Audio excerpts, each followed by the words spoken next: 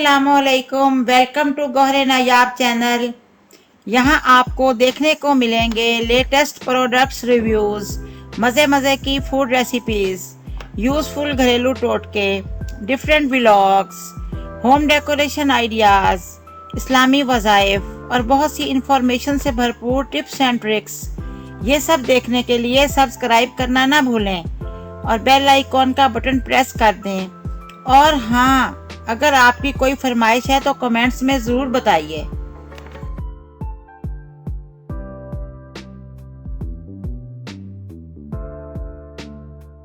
अस्सलामुअलैकुम। आज जिस टॉपिक पर मैं बात करूंगी वो है सेक्सुअल हरेसमेंट के बारे में, यानी कि जिनसी तौर पर हरासा करना, ख़ास तौर पर मासूम बच्चों को जो कि अक्सर इसका शिकार होते हैं।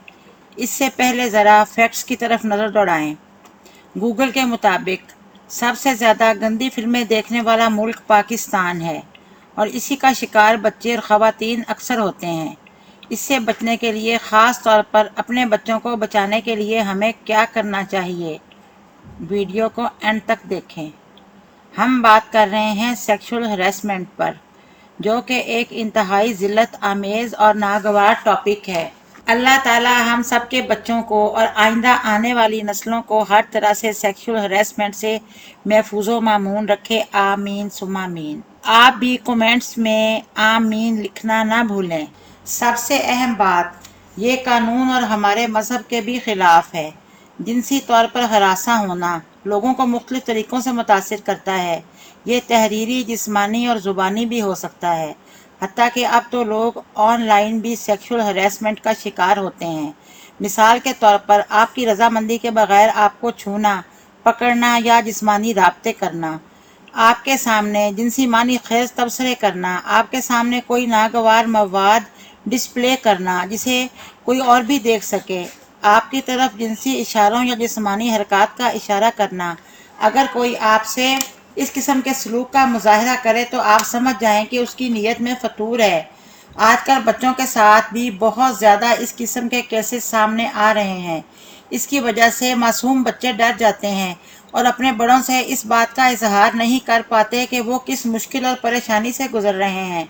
हमें इस सिलसिला में अपने बच्चों को बतलाना चाहिए कि वो किस तरीक़ा से अपनी हर बात हमसे शेयर करें। उनसे दोस्ताना रवैया रखना चाहिए ताकि किसी भी नौयत की बात बताते हुए घबराएं नहीं।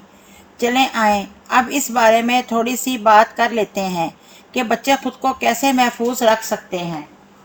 छोटे बच्चों को उनके जिस्म के बारे में बताया जाए और उन्हें छोटी उम्र से ही इस बात की आदत डाली जाए कि वो किसी के सामने अपने कपड़े हरगिज़ तब्दील ना करें और इस बारे में क्या क्या हदूद हैं। आहिस्ता आहिस्ता उन्हें इसकी तालीम देनी चाहिए। इन्हें प्राइवेट बॉडी पार्ट्स के बारे में बताया जाए कि दूसरे लोगों को उन्हें छूना या देखना नहीं चाहिए। उन्हें नहीं कहने की आदत डालें कि जहाँ भी उन्हें जो बात गलत लगे वो नहीं कह सकें। किसी का छूना अगर उन्हें बुरा लग रहा है तो बच्चों को उससे इंसान से दूर रखें। अगर आपका बच्चा किसी से मिलने से कतराता है तो बच्चे को इसके पास जाने के लिए मजबूर ना करें, बल्कि उससे पूछें कि वो क्यों ऐसा करता है।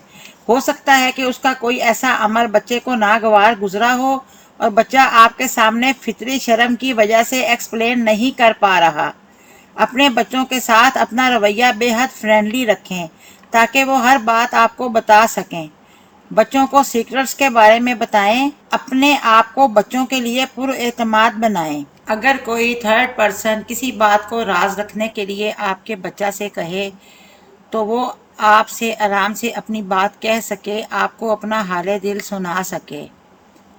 आप भी ये बात देखें कि आपके बच्चे की बताई हुई बात को कभी भी आगे उसकी तशहीर मत कीजिए।